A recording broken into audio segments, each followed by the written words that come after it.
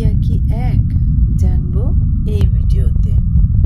পরকীয়া ১৩তম খণ্ড। না, সব পরকীয়া এক নয়। কেউ কেউ ইমোশনাল ভাবে পরকীয়ায় জড়িয়ে পড়ে, কখনো কখনো শারীরিক দুর্বলতায় মানুষ ভুল করে বসে। কোনো কোনো পরকীয়া আবার মানসিক রোগ, অসুস্থতা, যাকে মনোবিজ্ঞানের ভাষায় বলা হয় নার্সিসিজম। এই নার্সিসিজম সম্পর্কে আমরা বিস্তারিত আরও জানব সামনের খণ্ডগুলোতে। তবে যাই হোক, সকল মন ভাঙা কষ্টগুলোই একই ধরনের। তাই